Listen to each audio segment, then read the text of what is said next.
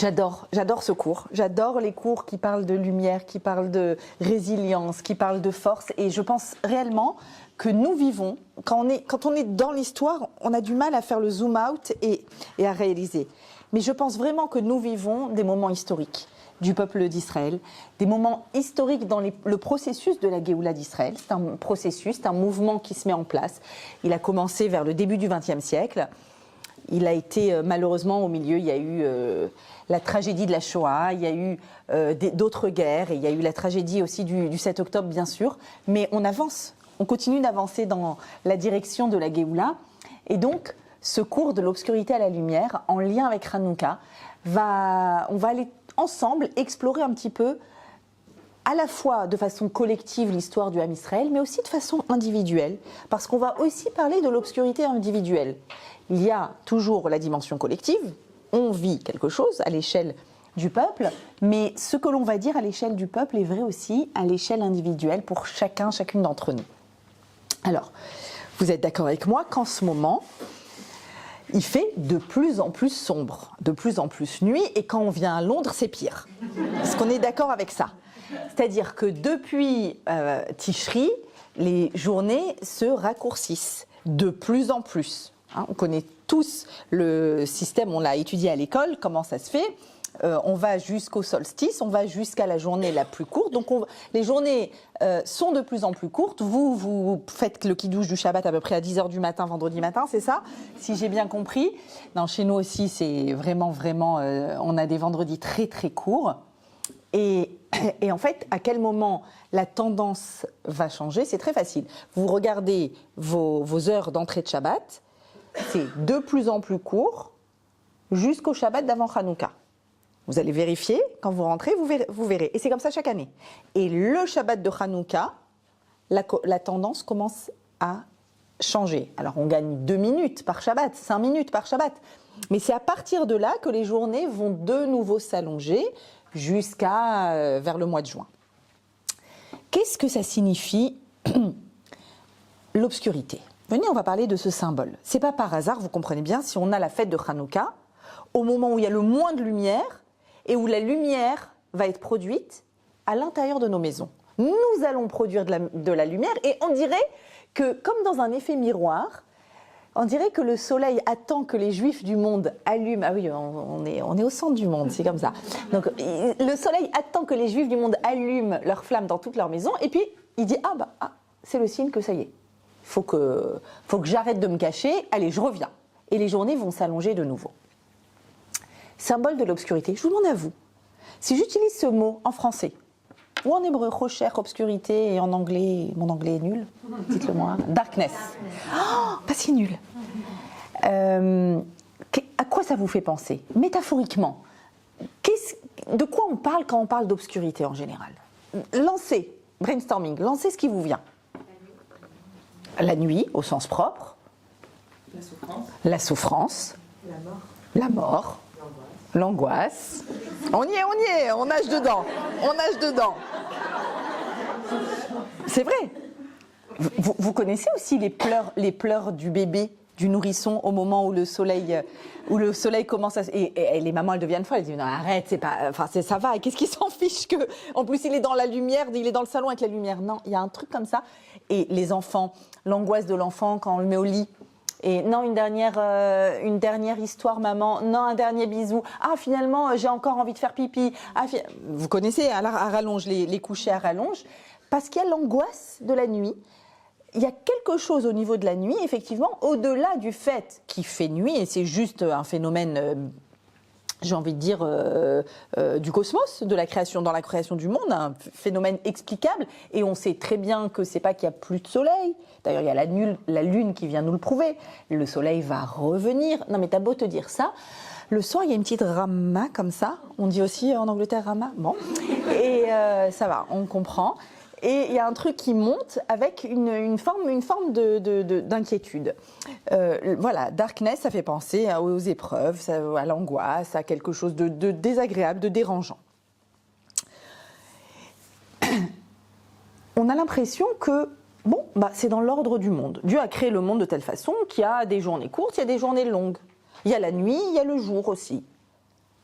Et regardez, quand je regarde au tout début de Bereshit, au moment de la création du monde, comment Dieu crée-t-il la journée? Et quand je dis journée, attention, ce n'est pas une vraie journée puisque le premier jour de la création du monde, il n'y a pas encore de soleil, il n'y a pas encore de terre, n'est-ce pas? Le soleil sera créé le 4e jour de la création du monde. Donc, le premier jour, c'est un jour à comprendre de façon plus subtile, d'accord, plus nuancée. Quoi qu'il en soit, le premier jour, il y a écrit Yom Echad. Comment ça se passe? Dieu crée quoi?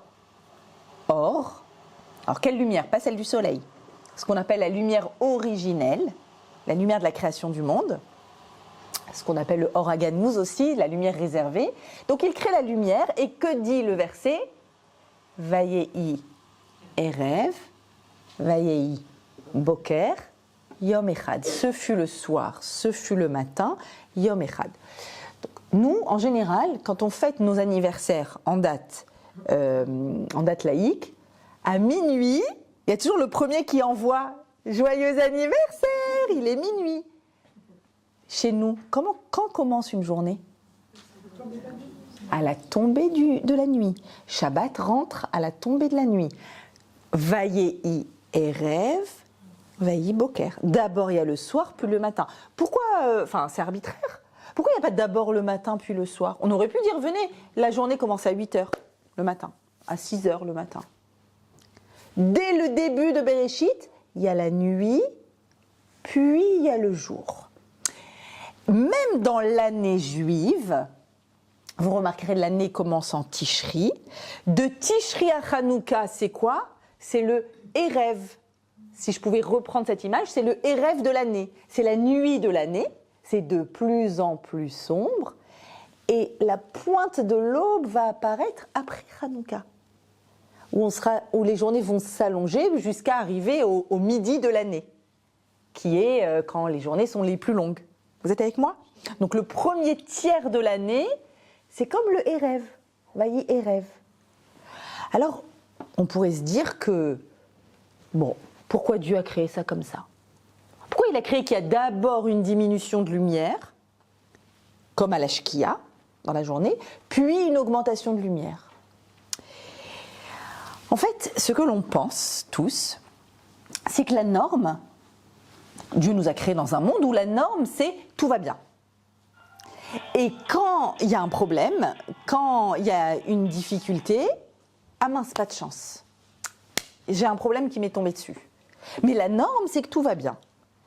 Et en fait, à la lecture de cette base-là, juste nuit puis jour, journée courte puis journée plus longue, je comprends que c'est pas vraiment comme ça. C'est qu'il y a une sorte de cheminement, de volonté de Dieu dans la création du monde, de mettre en place un monde qui commence par l'obscurité et ensuite par la lumière. Ce qui voudrait dire, si je ramène ça à nos vies, qu'il y a d'abord une difficulté, on passe par une difficulté et ensuite on arrive vers quelque chose qui est de l'ordre de la compréhension.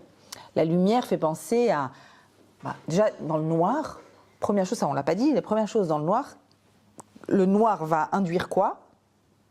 Que je ne vois pas.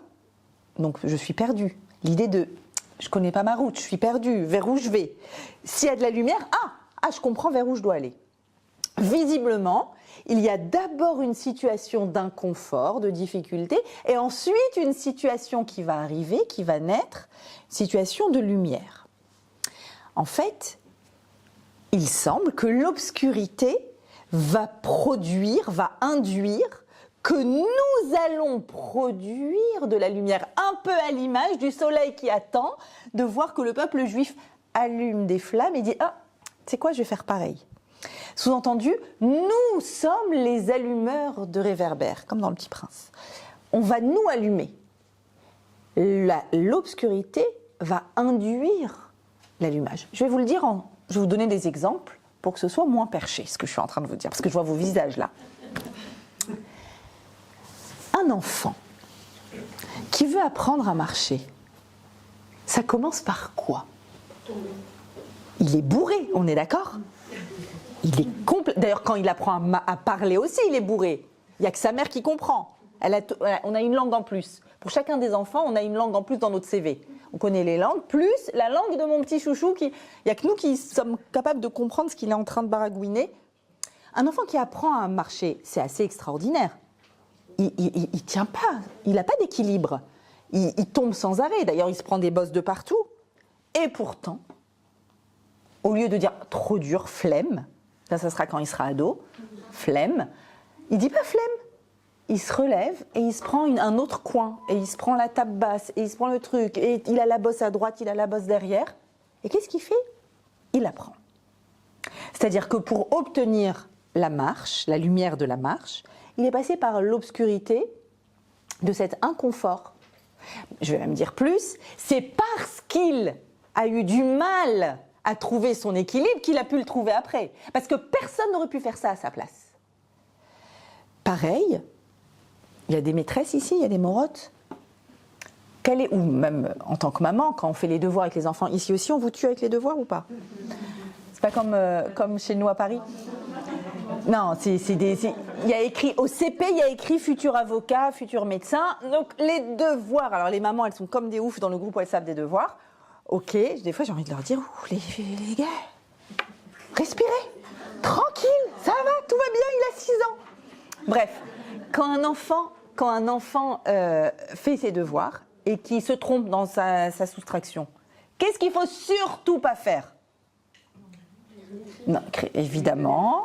On a passé ce stade, ça c'est bon. La discipline positive, ça fait 40 ans, 50 ans. Autre chose, le faire à sa place. Faut surtout pas le faire à sa place. Faut surtout pas le corriger. On lui dit, ah, tu es sûr? Réfléchis à nouveau. Qu'est-ce qui va se passer? À ce moment-là, tu vas voir dans sa tête des flashs comme ça. Là, les yeux, ces petits yeux mignons qui réfléchissent. Il fait, ah, j'ai oublié ma retenue. Mais si tu lui dis t'as oublié ta retenue, qu'est-ce qui va se passer? Il ne va pas apprendre. C'est-à-dire que le meilleur moyen d'apprendre, on le sait tous, c'est de réfléchir, c'est d'avoir du mal, c'est de se poser la question et de dire ah, et donc j'arrive à la réponse. Si je ne me suis pas donné du mal, je n'apprends rien. Ça c'est pour les enfants. Facile, intuitivement, vous voyez bien que personne n'apprend s'il n'était pas d'abord un peu perdu. Vayehi Erev, Vayehi Boker. Je peux prendre des exemples plus proches de vous. Le couple. Quelqu'un connaît un couple qui a dit, moi, détente, 20 sur 20, depuis le premier jour, jamais fait de faux pas. Je suis au top du top, elle est au top du top, jamais eu d'altercation, on n'a jamais été... Bon, peut-être qu'il l'a dit, mais c'est un menteur, ok? C'est juste impossible de pouvoir apprendre la langue de l'autre, parce que là aussi c'est l'apprentissage d'une langue, si on ne s'est pas d'abord cassé la figure. Je n'ai pas compris ce que tu voulais. Je n'ai pas compris pourquoi ça t'a dérangé. Je ne comprends pas qu'est-ce que tu attends de moi. Mais c'est normal qu'on ne comprenne pas. Il n'y a aucun problème à ne pas comprendre. C'est une des premières choses que je dis aux calottes quand je les forme, je les détends. Je dis, oh, c'est bon. C'est sûr qu'il ne va pas comprendre et que tu ne vas pas comprendre. C'est normal. Comme un enfant qui apprend à parler, à marcher, comme n'importe qui apprend un métier par exemple, comme quand tu apprends à faire un gâteau et que tu rates tes gâteaux au début. C'est normal. Tout est apprentissage et au contraire, c'est parce que tu t'es planté, c'est parce que tu t'es cassé la figure qu'ensuite tu comprends mieux ton conjoint. C'est évident que ça se passe comme ça. Donc, en fait, ce que je comprends, c'est que plus je suis dans l'opacité de l'obscurité, moins je comprends, plus je vais aller chercher à l'intérieur de moi des réponses, des solutions ou des ressources. Ok. Le roi Salomon le dit dans Qoéleth, je crois même, moi j'ai pas de feuilles, je vous ai donné des feuilles, je peux vous en emprunter une. Je te la rends juste après. Ouais, je vous ai mis le texte. Veraiti ani, et moi je vois, dit le roi Salomon, sheyesh itaron la chorma minaskilut, qu'il y a un avantage à l'intelligence par rapport à la stupidité. Moi j'ai envie de dire, faut pas être l'homme le plus intelligent du monde pour dire ça. Pourtant, le roi Salomon, c'est l'homme le plus intelligent. Et il continue, et qu'il y a un avantage à la lumière par rapport à l'obscurité. Alors, évidemment que la lecture est beaucoup plus subtile que ça. Mine, on peut le traduire par plus que, c'est mieux la lumière, c'est mieux que, c'est plus que l'obscurité. Mais mine, ça veut aussi dire quoi en hébreu? À partir de.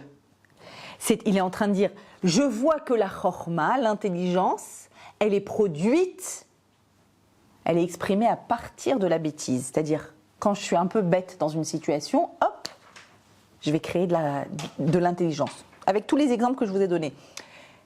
La lumière, quand il y a de l'obscurité, mine à rocher, quand il y a de l'obscurité, sache que tu vas produire de la lumière. Qu'est-ce qu'on est en train de dire ici? On est en train de parler en fait de toutes les situations obscures. Encore une fois, à l'échelle individuelle ou collective. À chaque fois que tu es perdu, à chaque fois que tu ne comprends pas. Alors, il y a deux cas, enfin, il y a deux familles de cas. On va quand même faire la différence entre les deux. Il y a ce que j'appelle une obscurité obligée, obligatoire. Tu ne peux pas ne pas, comme celle d'un enfant qui apprend quelque chose ou comme celle d'un couple qui apprend à vivre avec l'autre. Un conjoint qui apprend à vivre avec l'autre, il ne peut pas le deviner. Il ne peut pas deviner les besoins de l'autre. Donc c'est une obscurité obligatoire, c'est-à-dire c'est un passage obligé pour arriver à une construction. Il y a une autre type d'obscurité, beaucoup plus opaque et beaucoup plus angoissante. C'est pas quand il y a une nouvelle situation qui va produire de l'apprentissage, c'est quand on me retire quelque chose. Quand j'avais quelque chose et qu'on me le retire, c'est ce qu'on appelle une épreuve, d'accord ? D'ailleurs, le mot épreuve, même en français, il est intéressant. Parce que par exemple, on va dire, il y a l'épreuve, une épreuve, je suis éprouvé, mais on dit aussi l'épreuve du bac. Je ne suis pas éprouvée, mais l'épreuve, c'est quelque chose qui te permet de donner une preuve que tu es capable. C'est-à-dire que quand tu passes une épreuve, dans tous les sens du terme, tu vas chercher des preuves à l'intérieur de toi que tu es à la hauteur. En fait, qu'est-ce qui se passe ? Si Dieu me retire quelque chose, qu'est-ce qui va se passer ?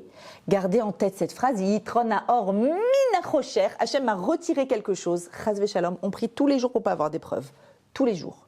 On doit préciser, Lo tavi otanu lide nisayon, c'est dans nos prières. Mais malasot, on sait que ça fait partie de la vie. Toutes sortes d'épreuves.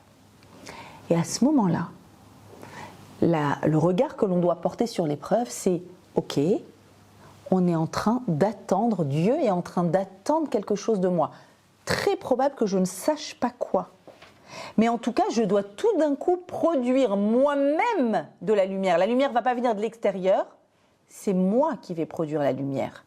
Il faut que je trouve à l'intérieur de moi des forces insoupçonnées jusque-là. Un peu comme un sportif qui se prépare à une épreuve et qui essaye de sauter de plus en plus haut, par exemple. Et il a réussi à sauter à telle hauteur et puis on augmente.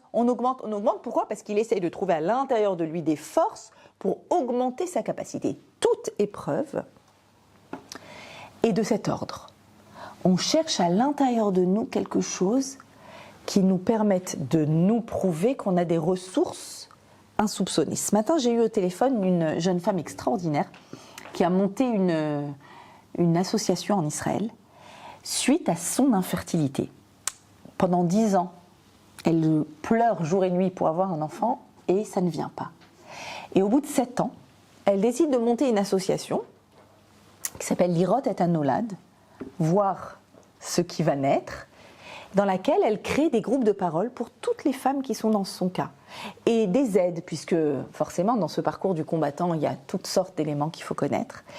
Et elle me dit elle me raconte, on s'est appelé pour prévoir une conférence, et voilà, elle me parle de ses projets. Je suis en extase, parce qu'aujourd'hui c'est devenu une grande association qui aide énormément de couples dans les infertilités féminines comme masculines. Et elle me dit, j'ai donc décidé de créer ce groupe de parole. Au début, on m'a dit, mais pas du tout, ils viendront pas, ils vont être gênés. Mais tout de suite, les femmes, elles ont eu très besoin de se sentir soutenues, épaulées. C'est un lieu d'échange. Et rapidement, très rapidement, par le mérite de ce groupe et des entraides, il y a plein de femmes qui tombent enceintes. Elle dit toutes, sauf moi. Et elle attend jusqu'à ce que Baruch Hashem, elle ait eu son miracle également. Voici un exemple de, si tu cherches à trouver une réponse, pourquoi ? Dis-moi pourquoi ? Ah ben, effectivement, si tu te positionnes dans la norme, c'est que tout aille bien, et surtout, il ne faut pas qu'à un moment, il y ait un peu d'obscurité qui arrive dans ma vie, effectivement, tu vas être révolté, tu vas être en colère, et tu vas attendre des réponses, et tu vas tellement attendre de réponses que tu ne pourras rien produire avec toi-même. Alors que, si on voit « Vayehi erev vayehi boker », il y a la nuit puis le jour, c'est-à-dire qu'à partir de cette épreuve que tu vis, tu vas chercher en toi quelque chose d'insoupçonné. Tu ne savais pas que tu avais cette force en toi. Elle m'a dit, jamais j'aurais imaginé que j'avais autant de force pour aider d'autres personnes et que j'étais à même de porter un tel projet toute seule. Et elle l'a porté et elle l'a mené à bien. C'est un exemple, mais il y a énormément d'exemples. Pour ça, vous allez me dire, il y a Féméode, tu me racontes une histoire de happy end, il y a des épreuves qui sont terribles, que Dieu nous en préserve, mais il y a des difficultés terribles. Et qui dit que j'y arrive ? Qui dit que j'arrive à dépasser la difficulté ? Qui dit que j'arrive à aller à l'intérieur de moi et à trouver mes ressources insoupçonnées ? Je comprends bien cette idée de ressources insoupçonnées. Alors pour ça, il faut quoi ? Vous le connaissez, le mot-clé, c'est le mot Emouna, bien sûr. Il faut de la Emouna. C'est quoi la Emouna ? Et vous allez voir à quel point la Emouna est en lien avec notre fête de Hanouka. Mais pas que. C'est quoi la Emouna ? Comment on a la Emouna ? Comment on définit la Emouna ? Est-ce qu'on est d'accord que c'est la base, le socle de tout le fait juif, l'être juif, est basé sur la Emouna, quel que soit notre niveau de pratique. Quel qu'il soit, peu importe, ça n'a rien à voir avec ça. La Emouna, c'est à l'intérieur. C'est nos arrière-grand-mères devant la mezouza, ou devant leur pâte à pain, ou devant leur bougie. La Emouna, on dirait que c'est un peu un ADN comme ça qui se transmet. On ne sait pas comment il s'exprime, d'où il vient. C'est très profond, c'est très subtil. C'est presque indicible. Venez, on essaye de définir la Emouna. Alors, Rav Moshe Shapira, dans un cours qui m'a bouleversée, que j'ai eu la chance de découvrir récemment, explique que la Emouna se fonde sur 3 piliers, 3 bases. En fait, il y a 3 aspects de la Emouna qui vont chacun venir créer une construction totale à eux 3. Et ces 3 piliers-là d'Emouna, on les trouve en cherchant dans la Torah et en cherchant le mot Emouna. À quel moment le peuple juif a eu la Emouna ? Facile, on est d'accord ? Je veux chercher c'est quoi la Emouna ? Je cherche où ? Dans la Torah, tout simplement. 3 fois, il y a écrit le mot Emouna. Première fois, ils sont en Égypte, asservis, dans l'esclavage. Moshe vient et fait les fameux signes. Il avait peur, il a dit à Hachem, vous vous rappelez, Loya Aminoubi, ils ne vont pas avoir confiance. Vas-y, je t'ai demandé d'y aller, vas-y. Il y va, et effectivement, qu'est-ce qu'il y a écrit ? Vaye amen ha'am. Le peuple a eu confiance. Confiance de quoi ? Qui ra'a, ils ont vu, qui pakad, ils ont entendu, qui pakad Hachem et Bnei Israël, que Dieu s'est souvenu des Bnei Israël, vechi ra'a et oniam, qu'il a vu leur détresse. Première Emouna. Deuxième Emouna, là c'est dans l'ordre chronologique d'apparence dans la Torah, l'ouverture de la mer. L'ouverture de la mer, au-delà de la mer qui s'est ouverte, vous savez, tous les Midrashim nous racontent à quel point c'était une spectaculaire, dans le sens où, bien sûr, dans le sens où la mer s'est ouverte, mais aussi, ils ont assisté à une mini-création du monde que pour eux. Au moment de Bereshit, personne n'a assisté, on est d'accord ? Il n'y avait personne, il n'y avait pas encore Adam. Là, au moment de l'ouverture de la mer, tout le peuple est là et assiste, en fait, à ce qu'on appelle les Esser Mahamarot, les 10 fois où Dieu dit « Vayomer », il a dit, et quelque chose de nouveau apparaît, ça apparaît sous leurs yeux. La nature, les végétaux, la lumière et l'obscurité, on a tous les éléments, c'est un autre cours, il y a tous les éléments au niveau de l'ouverture de la mer. Ils font la Shira, et Vaya'aminu b'Hashem ou b'Moshe Avdo. Ils ont eu confiance en Hachem et en Moshe. Ils ont vu de leurs yeux que toutes les forces de la nature sont soumises à Hachem, le big boss. Il y a un big boss. Il gère tout. Tout. Il gère l'eau, il gère la lumière, il gère l'obscurité, il gère les végétaux, il gère le sable, il gère tout, tout, tout. Derrière les lois de la nature, il y a Hachem qui tire les ficelles. Troisième étape, don de la Torah. On est au Sinaï, on reçoit la Torah. Et là, je vous ai mis aussi le verset. Dieu dit à Moshe, voici, je viens vers toi dans cet épais nuage pour que le peuple entende que je te parle. Vegam bechaya minu leolam, et ils auront confiance en toi pour toujours. On est en train de parler de la Emouna, que quoi? Que la Torah est d'origine divine. Je reprends. Je refais du propre. N'importe qui que vous rencontrez, avec qui vous parlez de foi, de croyance en Dieu, qui vous dit « je ne suis pas athée », parce que c'est une nouvelle mode d'être athée. Avant, on n'était pas athée, on était soit idolâtre, soit monothéiste. Vous rencontrez n'importe qui vous dit « je crois en Dieu ». Premier élément, Dieu, Hachem Echad, on appelle ça Baal HaKochot Kulam. C'est le boss de toutes les forces du monde, c'est-à-dire il gère tout, il a créé le monde, c'est le créateur du monde, c'est lui qui a mis en place toutes les équations physiques, chimiques, aérodynamiques que vous connaissez. Toutes ces équations, elles fonctionnent, mais derrière, il y a la parole d'Hachem. C'est le big boss. Emouna, je crois en Dieu. Maintenant, ça va mener à quoi cette croyance en Dieu? Si je continue ma Emouna, ça va mener à la confiance que non seulement il a créé le monde, mais un jour il a décidé de se dévoiler et de dire au peuple juif « Will you marry me ?» Est-ce qu'on peut avoir une belle histoire d'amour, toi, peuple d'Israël, et moi, le Dieu, Dieu du monde, Dieu du ciel et de la terre. La Torah est d'origine divine. N'en déplaise à la critique biblique et à les 5 livres de la Torah ont été dictés par Dieu. C'est la parole d'Hachem. La parole d'Hachem se trouve sur la Torah. Ce qui signifie que je ne peux pas faire ma salade. Je ne suis pas au supermarché. Je ne peux pas dire ça je prends, ça c'est cool, ça c'est moins cool, ça m'arrange, ça m'arrange pas. Ah, ça c'était pour avant. Non. Il y a quelque chose qui est transcendant. Certes, ça a été donné à une époque, à un moment particulier, mais la parole, elle est éternelle. Ok? Donc, première Emouna, Big Boss. Deuxième Emouna, il nous donne la Torah. Troisième Emouna, la plus difficile.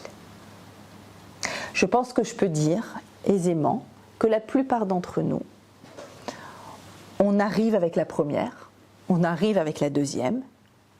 La troisième, elle est difficile. Elle est très difficile.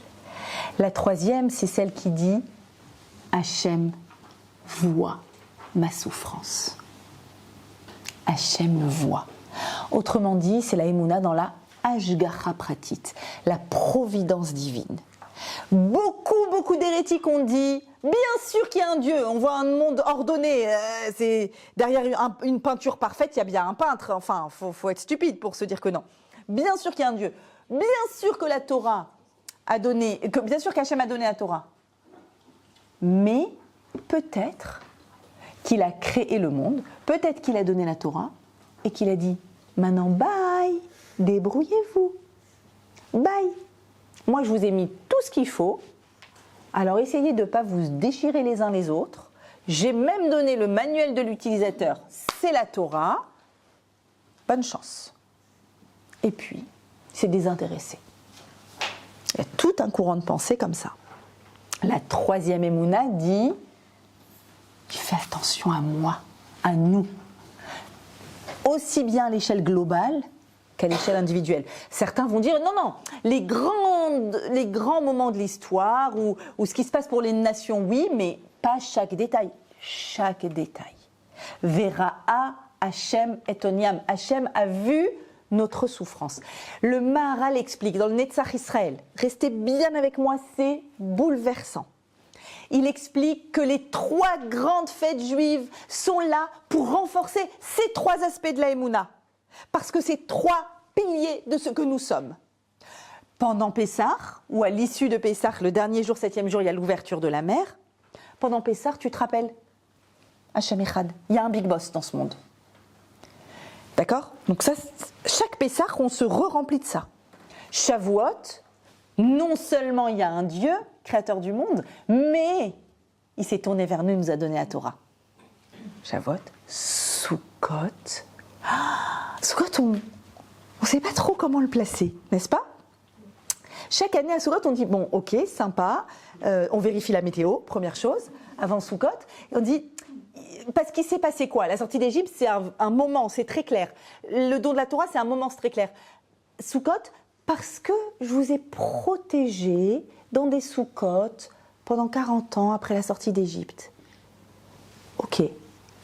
Et donc, vous allez sortir de la stabilité, de la sécurité qu'il y a dans les maisons en dur, et vous allez aller dans un endroit où il faudra lever les yeux, très important, à travers les branchages, il faudra voir le ciel et te rappeler que tu es sous protection divine. Et pour ça, il faut que tu le vives dans tes sens. Tu ne peux pas juste te le dire. Il faut que tu sors de chez toi et tu dis sous la protection d'Hachem. C'est clair. Ça, c'est les 3 aspects de la Emouna. Très bien. Maintenant, où est-ce que ça devient compliqué? Ça devient compliqué parce qu'il y a eu un événement majeur qui a complètement changé le cours de l'histoire pour le peuple juif. L'événement le plus grave de l'histoire du peuple juif et le plus bouleversant, c'est la destruction du premier temple. Pourquoi j'insiste sur le premier temple? Parce qu'à partir de la destruction du premier temple, même si on aura un deuxième temple, il y a quelque chose qu'on n'a plus depuis, donc ça fait 2500 ans, qu'est-ce qu'on n'a plus? Plus de prophétie. Avant, c'était en continu. T'allais voir... c'était pas juste aller voir le Rav. Il y avait des milliers de prophètes. Au-delà de nos livres de prophètes, ça c'est ceux qui ont eu un livre, il y avait des milliers de prophètes. C'est-à-dire, je ne peux pas vous décrire ce monde parce que malheureusement je ne le connais pas, mais j'essaye des fois de m'imaginer ce que ça veut dire de pouvoir toquer chez un prophète et t'es en wifi quoi. T'es en... Il y a la parole d'Hachem. C'est-à-dire que tu es en connexion avec les Havot, avec les 12 tribus, la sortie d'Égypte, le don de la... C'est en continu. Et il y a une brisure. Et on part en Babylonie. Et il y a l'histoire de Pourim. Avec la croyance du peuple juif, ça souvent on l'ignore, c'est pour ça que je le répète. Le peuple juif à ce moment-là croit, est convaincu que si Hachem a laissé détruire le temple et expulsé d'Israël, la belle histoire d'amour entre Dieu et son peuple est terminée. Et donc c'est l'assimilation massive. Et donc, ça y est, le judaïsme est en train de se perdre. On est avant l'époque de la Torah orale. Ça sera bien après la Torah orale. La Mishnah, le Talmud. Et arrive le miracle de Pourim. Arrive le miracle de Pourim où les 2 premières émounotes sont renforcées. Nous explique Rav Shapira. La émouna qu'Hachem, c'est le sauveur et c'est le big boss. Et il nous a sauvés d'Égypte, il peut nous sauver de Haman Aracha. Donc, Hachem qui a Baal HaYecholet, qui a toutes les forces du monde. Et la deuxième émouna, que la Torah, elle est actuelle. Que Dieu nous a donné la Torah et elle continue. Je ne sais pas si vous connaissez ce principe à Pourim, Hadar Kibloua Beimei Achashverosh, qu'à ce moment-là, au moment de Pourim, on comprend, mais le message, il continue. Il ne t'a pas abandonné, il continue le message, c'est actuel. Ça, c'est Pourim. Pourim est une fête qui n'est pas écrite dans la Torah, puisqu'elle est arrivée bien après le don de la Torah, on est d'accord? Ça ne fait pas partie de ce qu'on appelle les Shalosh Regalim. Shalosh Regalim, c'est 3 fêtes, mais en même temps, c'est les 3 pieds. 3 pieds, pourquoi? Parce qu'il y a 3 pieds, 3 axes à notre Emouna. Mais comme je vous l'ai dit, destruction du temple, la Emouna, quand on a des galères, la Emouna, elle prend un coup. C'est comme ça. Et donc, il y a Pourim qui va venir nous renforcer. Quelle est la deuxième fête qui vient fondamentale et d'une actualité exceptionnel et qui va nous renforcer dans la Emouna la plus fragile, la plus difficile, c'est évidemment Hanouka. Évidemment Hanouka. On a en fait les 3 grandes fêtes juives qui sont écrites dans la Torah, et il y a 2 fêtes qu'on appelle des Rabbanan. Vous savez ce que ça veut dire des Rabbanan?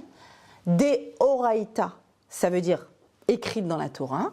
Des Rabbanan, vous entendez le mot Rav, des Rabbanan, ça veut dire elles ont été introduites par les Chachamim au moment de la Torah orale, c'est-à-dire après qu'on ait canonisé et qu'on ait terminé tout le Tanakh. Vous êtes avec moi? Je vous fais un petit cours d'histoire au passage, mais c'est fondamental. C'est des notions de base qu'il faut connaître. Donc, des Rabbanan, ça veut dire que tu trouveras nulle part dans la Torah écrit Purim, écrit Hanouka.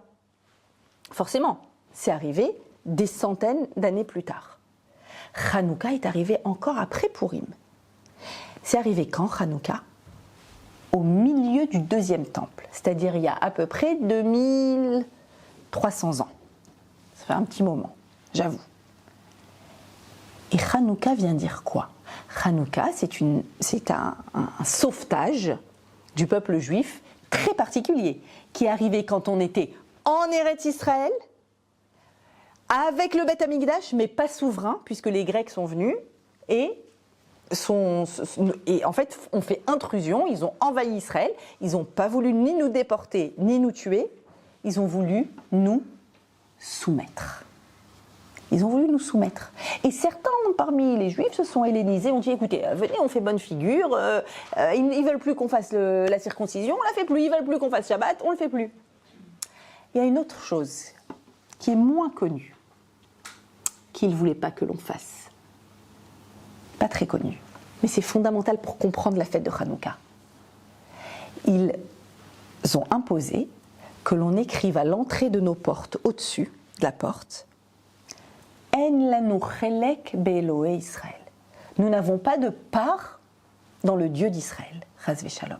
C'est-à-dire quoi, on n'a pas de part? Lui et nous, on n'est pas ensemble, on n'est pas associés. Il n'y a pas d'association. Chelek, ça veut dire être associés ensemble. Soit tu écris ça sur ta maison, soit tu retires ta porte. Pourquoi tu retires ta porte?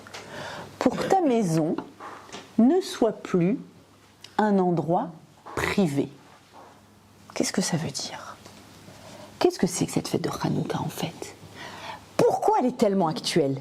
Pourquoi Hanouka va venir renforcer la Emouna, la 3e? Vous vous souvenez, c'est quoi la 3e Emouna la plus difficile? Hachem me voit. Hachem voit ma douleur. Hachem voit ma difficulté. Il continue de s'intéresser à tout ce qui m'arrive en permanence, chaque épreuve, à l'échelle individuelle ou à l'échelle collective. C'est tellement difficile de renforcer ça à l'intérieur de nous. Ça dit quoi? Ça dit, si j'ai l'intime conviction, à chaque seconde, et quelle que soit ma douleur, quelle que soit ma difficulté, quelle que soit l'obscurité par laquelle je passe, si j'ai l'intime conviction que lui et moi, on est tout le temps comme ça, ensemble, je me sens soutenue, forte, capable de trouver des ressources en moi, de trouver des solutions, d'avancer. Ça, c'est ce qu'on appelle une émouna en béton. Qu'est-ce que les Grecs détestent le plus au monde? Qu'est-ce qu'ils veulent que tu annules absolument? Que tu ne crois pas que tu as un lien perso, intime, VIP avec Akadosh Baruch. Ils veulent dire quoi? Les Grecs, ils arrivent et ils disent la science, c'est nous. La philo, c'est nous. Tout s'explique et je ne crois que en ce que je vois et ce qui s'explique. La rationalité. Socrate, Platon, d'accord? On les connaît, Aristote. En fait, si ça ne se voit pas, ça n'existe pas. N'existe que ce qui se voit. Donc, tous les phénomènes sont explicables. Une fois qu'on les explique, scientifiquement, ok. Qu'est-ce qui m'insupporte en tant que grec? Que tu dises qu'il y a d'autres phénomènes invisibles qui émanent de ta émouna, qui émane du fait que tu as un lien perso avec lui, en gros que tu es intime avec Dieu. Quel est le lieu de l'intimité? Où est-ce qu'on est intime? Chez soi, à la maison. Vous allez m'enlever les portes de votre maison. Il n'y a plus d'intimité. Ou bien vous allez mettre à l'entrée de la maison que vous n'y croyez pas en cette histoire d'intimité. En fait, pour un cerveau grec, même un cerveau grec du XXIe siècle, c'est insupportable. Imaginons un médecin qui a un cerveau grec bien fait et qui te dit c'est comme ci, c'est comme ça, etc. C'est insupportable d'avoir un cerveau juif en face qui dit ouais, ça c'est la science. Mais moi, j'ai accès à autre chose. Et donc, qu'est-ce qu'ils vont faire? Ils vont faire, c'est ce qui est écrit même dans les chants qu'on chante sur les Yevanim ou dans la Gemara qui dit Maï Hanouka, c'est quoi Hanouka? Kshe partsu a Yevanim. C'est quoi ce verbe? Partsu, les frottes. Faire intrusion, comme dans un cambriolage. Les Grecs ont fait intrusion, ont fait irruption, sont rentrés de force dans le quoi? Dans le Beit Amigdash. Beit Amigdash, c'est quoi Beit? Une maison. C'est pas un Migdash, c'est un Beit Amigdash. C'est-à-dire que quand tu vas au Beit Amigdash, t'es en mode intime. T'es en mode intime. Mais s'il y a des étrangers qui viennent et qui rentrent chez toi, dans le lieu de l'intimité, si tout d'un coup on t'arrache la porte, t'as plus de porte, t'as plus d'intimité, il n'y a plus d'endroit privé. Mais justement, ils veulent pas que tu te sentes dans un endroit privé. Ils veulent faire irruption partout. Et notre façon à nous de fêter Hanouka, c'est précisément en allumant des flammes à la maison. Et c'est pour ça qu'il y a une halakha tellement bizarre à Hanouka, où on dit Ner ish ou beto, la flamme d'un homme ou beto dans sa maison. Ce qui signifie, très bizarre, que c'est pas comme, disons, un Soukot où tu prends ton étrog, ton loulav, et là où tu vas, tu le fais. À Hanouka, si quelqu'un allume chez toi, et que toi tu es en voyage, tu n'as pas besoin d'allumer là où tu es. C'est ta maison qui doit allumer. Ou quelqu'un dans ta maison. Ta maison doit être lumineuse. Ça veut dire quoi? C'est pas moi qui dois allumer? Non. Non, c'est pas toi, c'est ta maison. C'est quoi une maison lumineuse? Pourquoi on a décidé de fêter Hanouka avec des flammes entre nous? C'était quoi le miracle de Hanouka? C'était quoi? Non. C'est quoi le miracle, le big miracle? Alanissim, alanissim, aniflaot, ve alha milchamot. On parle tellement de la flamme qu'on oublie le miracle. C'est qu'on a mis une trécha comme c'est pas possible. Ça passe en Angleterre, la trécha. À l'Iran, au Hezbollah, au Hamas, à la Syrie au passage. Vous réalisez? Est-ce que vous réalisez en 2 ans ce qui s'est passé? Rabim Beyad Me'atim, toutes les armées autour d'Israël, sur 7 fronts. Ve'al hamil chamot. On a gagné une victoire militaire qui était impossible à gagner. 25 ans de guerre. C'était impossible à gagner. Comment est-ce qu'on fête le miracle? Comment on le fête? Ce que tu as dit. La fiole d'huile, en allumant des flammes dans nos maisons. Dans nos maisons. Baït. Pourquoi? Qu'est-ce qu'elle vient dire, cette flamme? Est-ce que vous êtes d'accord d'abord que la fiole d'huile trouvée miraculeusement, ok, c'est super. D'abord, on avait le droit d'allumer avec de l'huile pas pure. On a le droit, c'était permis. C'était halachiquement permis. Mais il y en a une qui avait encore le sceau du Kohen Gadol. Génial. On est d'accord que ça vous est déjà arrivé de plus avoir d'huile pour vos salades? D'être en galère? Et d'avoir tellement envie d'assaisonner la salade que vous ouvrez tous les placards et à la fin, miracle! Vous trouvez un petit reste d'huile quelque part. Est-ce que vous décrétez une fête? C'est-à-dire que je veux juste relativiser. Ok, Les Grecs, ils ont essayé de foutre la zut le plus possible dans le Beth Amikdash, ils ont oublié une huile. Ils ont tout versé au sol, sauf une huile. Non mais attends, non seulement ils l'ont oublié cette huile, on a décidé d'allumer avec alors qu'elle devait durer qu'1 jour. Ça aurait pu mettre une mauvaise ambiance, dans le sens, super, on a mis une tannée aux Grecs, on rallume la menorah, et on rallume la menorah, et quoi ? Et elle va s'éteindre au bout d'1 jour. Dommage, puisqu'elle avait assez que pour 1 jour. Et là, on voit que ça dure 2 jours, ça dure 3 jours, 8 jours, le temps qu'il fallait pour fabriquer une autre huile. Il y a un lien extraordinaire entre Hanouka et Sukkot. Sukkot, tout à l'heure, on a dit, c'est là pour que tu te rappelles, que tu vois le ciel, tu dis, il s'occupe de moi, il me voit, il voit ma difficulté, il voit ma douleur, la mienne ou celle du peuple, individuelle, collective, il me voit quand ? Tout le temps. Même si je ne suis pas pratiquante, même si tu n'es pas pratiquante, ça n'a strictement rien à voir, tu fais partie de Knesset Israël, tu es l'enfant adoré d'Akadosh Baruch Hu. Tu es en accès direct avec lui. Ça, c'est à Sukkot. Ah, il y a eu la destruction du temple, il n'y avait plus de prophétie, on a du mal à renforcer cette émouna. Hanouka. Hanouka et Sukkot, dit le Midrash, elles sont copines. D'ailleurs, juste après qui est écrit dans la Torah, dans Parashat Emor, la loi sur Sukkot, les korbanot à amener, on finit Emor, et qu'est-ce qu'il y a écrit juste après ? La loi sur l'huile d'olive que le Kohen amène au temple. Il n'y a pas écrit Hanouka, puisqu'il n'y avait pas de Hanouka encore à l'époque de la Torah écrite. Il y a écrit l'huile qu'il devait y avoir dans le Beth Amikdash. Le Beth Amikdash devait être éclairé en permanence, ner tamid. Pourquoi ? C'est quoi un baït qui est éclairé, une maison éclairée, ça dit quoi ? Quand il y a de la lumière, on sait que quoi ? Il y a de la vie. On sait qu'il y a de la vie, qu'elle est habitée. Dans ta maison, tu vas manifester le miracle qui a eu lieu il y a plus de 2000 ans à l'époque des Grecs, où c'était perdu d'avance cette guerre. Mais on a décidé de partir en guerre. Parce que même si on est sur nos terres, mais qu'on n'est pas souverain et qu'on est soumis aux Grecs, on se bat. On sait sur quoi on se bat. Exactement en parallèle du 7 octobre où on est sur nos terres et ils viennent et ils tentent de nous soumettre. On sait sur quoi on se bat.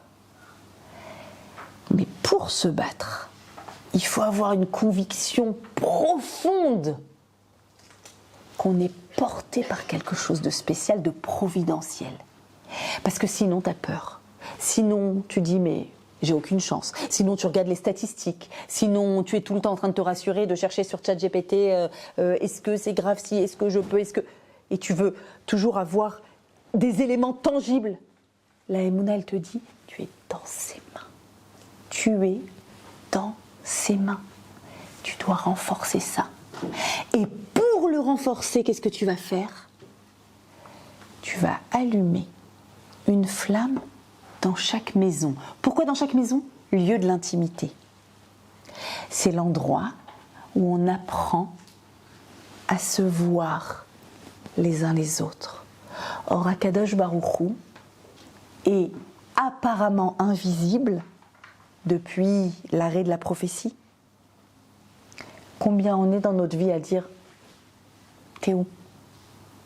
Je veux te voir.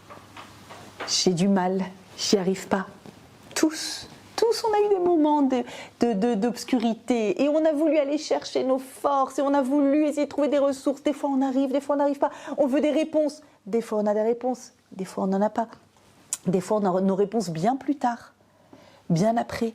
Cette semaine, je suis allée donner cours, ça m'a beaucoup émue. Je suis allée donner cours chez une dame qui a eu une petite fille, mais c'est après avoir mis au monde un bébé qui n'a pas vécu.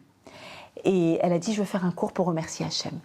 Et je lui ai dit, écoute, je crois que la plus belle façon de remercier Hachem, c'est quand effectivement on a connu l'obscurité à ce point et que l'obscurité a produit de la lumière. C'est-à-dire que tu as compris d'autres choses. Et chacune à son niveau.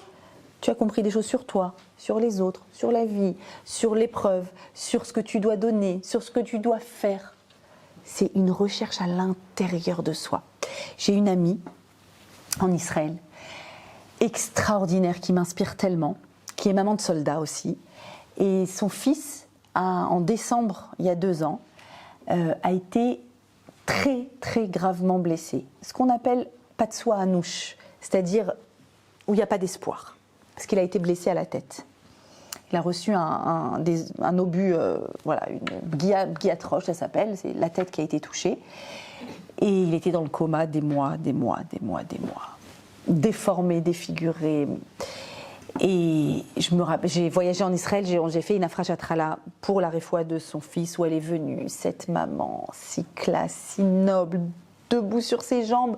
À cette période, j'avais aussi mon fils à Gaza, et rien que de la voir rentrer dans cette... et d'être là, et d'être présente, et d'être capable, elle m'a subjuguée.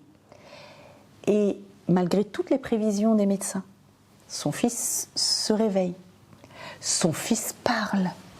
Son fils réapprend à parler, réapprend à manger, réapprend à marcher. Des mois et des mois et des mois, jusqu'à ce qu'il tienne debout, jusqu'à ce qu'il court. Et là, en venant ici dans le train, on s'est textoté. Dans le train, en venant ici, elle m'a dit, j'arrive de New York, mon fils est le Khayal qui représente, je ne sais plus quelle association, ils ont fait un gala à New York, à Manhattan pour l'association, tellement qu'il est le cas le plus incroyable d'Eretz Israël, d'un Khayal qui a été touché aussi gravement et qui a retrouvé toutes ses capacités. Elle me dit toutes ses capacités en mieux.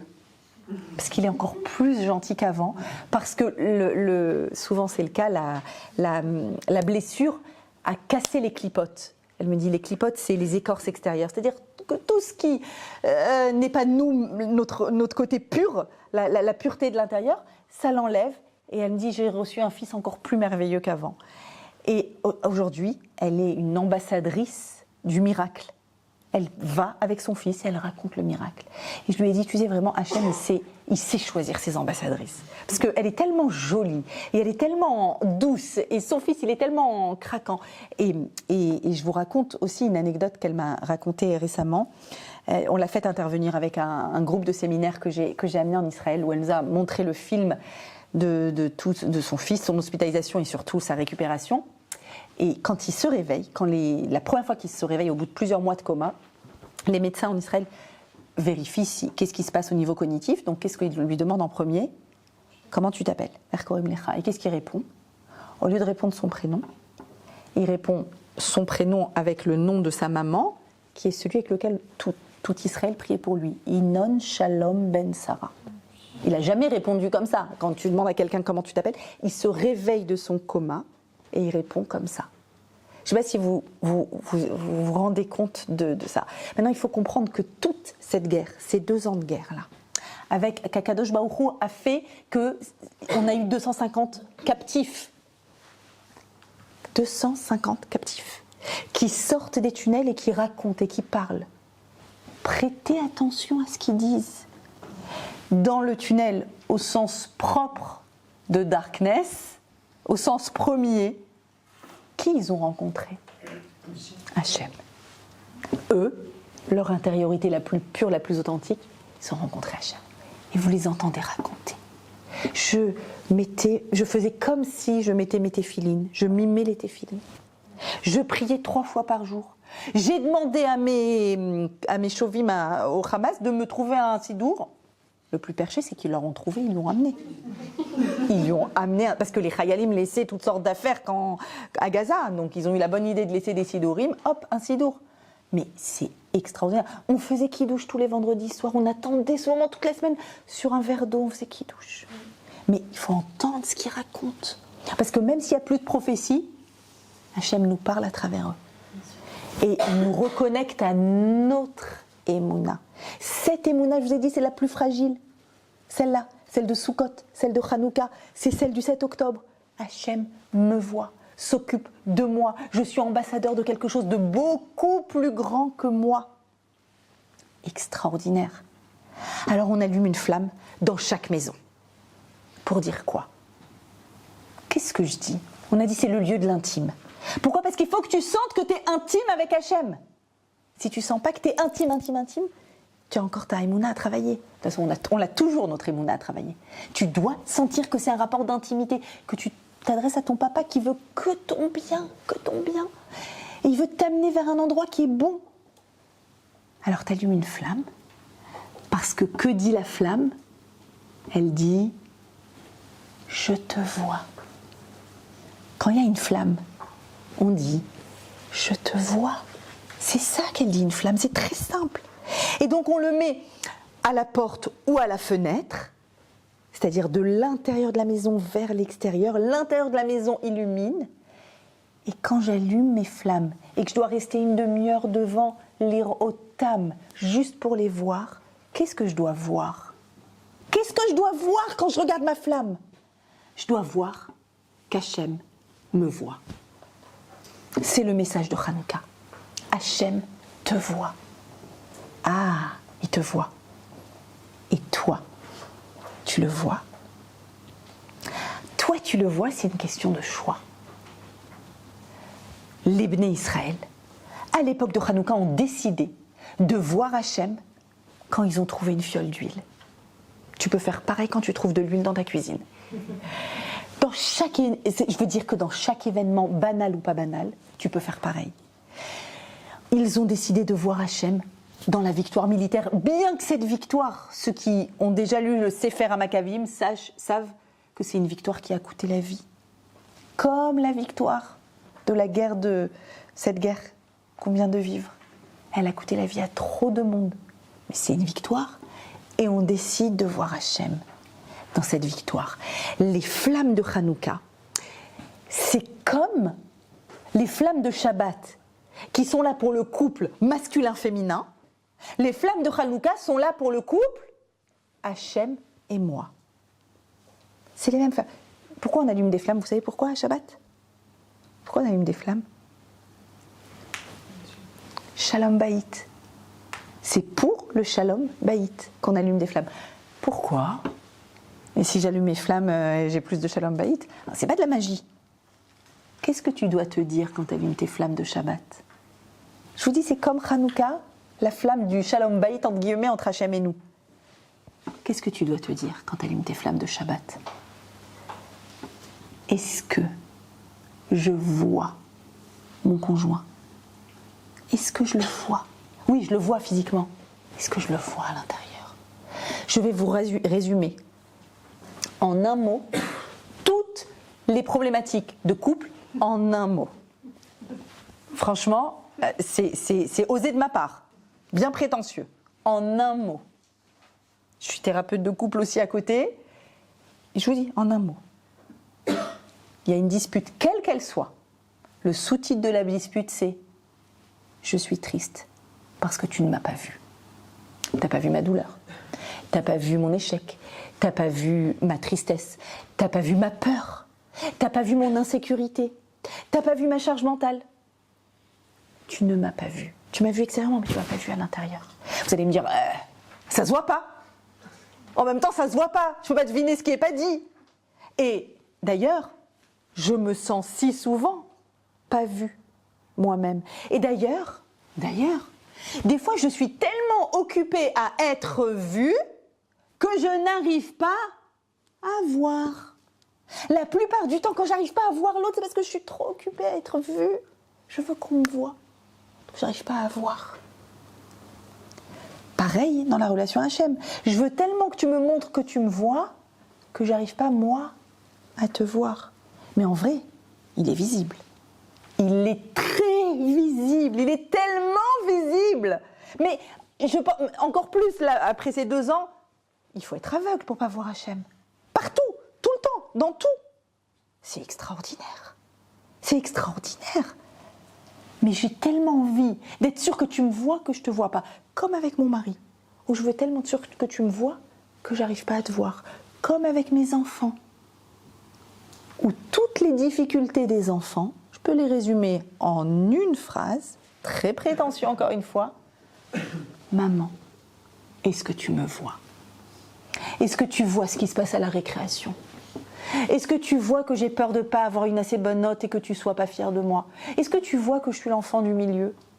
Est-ce que tu vois qu'en tant qu'aînée, j'ai trop de charges et que tu m'en demandes trop? Est-ce que tu me vois, maman? Vous allez me dire, c'est le travail d'une vie. d'une vie d'apprendre à se voir.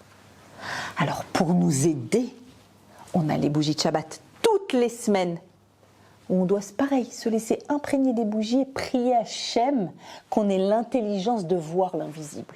C'est la tfila devant les bougies de Shabbat. Hachem, je veux voir l'invisible, je veux voir la neshama de mon époux, je veux voir la neshama de mes enfants. Allumer des flammes pour vos enfants aussi, je trouve ça très bien, d'allumer une flamme en plus pour chaque enfant. Je veux voir leur âme, je veux voir ce qu'il y a à l'intérieur, je veux voir leur douleur, leurs blessures, leurs difficultés. Je veux les voir. Bien sûr, je veux aussi être vue, mais je vous assure que quand on sait voir, on est vu. Et devant les flammes de Hanouka, vous allez prier de toute votre force de voir Hachem dans votre vie. Vous restez le temps qu'il faut. Vous faites ce qu'on appelle de la méditation devant la flamme. C'est une induction de méditation très importante, la flamme. Vous regardez la flamme et vous priez pour réussir à voir Hachem dans votre vie. Qu'est-ce qui va se passer? Vous allez réussir à voir Hachem dans votre vie. Qu'est-ce qui va changer dans votre vie? Vous allez devenir la personne la plus chanceuse du monde. Parce que qu'est-ce qui se passe quand on se dit « Ah mais c'est Hachem qui m'a aidé, c'est Hachem qui m'a aidé, c'est grâce à Hachem que j'ai eu ça ». Vous allez devenir une ambassadrice, vous allez raconter à tout le monde jusqu'à les saouler. Non mais tu sais pas ce qui m'est arrivé, non mais tu sais pas ce que j'ai eu, mais tu sais à quel point Hachem... Vous allez devenir une chanceuse, c'est-à-dire que l'estime de soi augmente. D'ailleurs c'est écrit que c'est une ségoula des bougies de Hanouka, que quand on se met devant les bougies et qu'on laisse les bougies nous pénétrer par les yeux, ça grandit l'estime de soi. Ce qui est logique. Parce que si tu es VIP d'Akadosh Baruch Hu, s'il te plaît, moi, VIP. Et donc, je comprends aussi pourquoi la mitzvah de Hanouka, c'est quoi? Les hodot ou les hallel. La mitzvah de Hanouka, c'est de raconter des miracles. Pirsum Anes, publier le miracle. Pourquoi j'ai peur de l'œil? C'est mon truc. Rien du tout. Quel œil? Au contraire, quand tu publies le miracle, t'es un ambassadeur d'Akadosh Baruch Hu. Et tout le monde, après, a envie de publier les miracles. Quand je fais des cours avant Hanouka et que je dis, allez, on va peut-être faire ça juste après. Qui veut raconter son miracle? Au début, il n'y a personne, on se regarde comme ça, et puis tout d'un coup, tu as quelqu'un qui fait comme ça, et après, tu n'arrives plus à arrêter et à limiter la parole des uns et des autres. Tout le monde a 10 miracles à raconter. Il suffit qu'il y en ait un qui lance son premier miracle, tout le monde a des miracles à raconter. Pourquoi? Parce que c'est vrai. Parce qu'on a vraiment des miracles à raconter. Vraiment, vraiment, vraiment. Tous, moi, c'est un miracle, mon fils, il est revenu de Gaza, Baruch Hashem, en bonne santé. Il a été pris en charge pour tout ce qui est trauma classique de la guerre. Il a trouvé une cala avec une facilité, mais que dans les plus beaux rêves de mes rêves, je n'imaginais pas qu'il y avait une personne aussi parfaite pour lui. Et tout a avancé comme ça. Et j'ai pris conscience.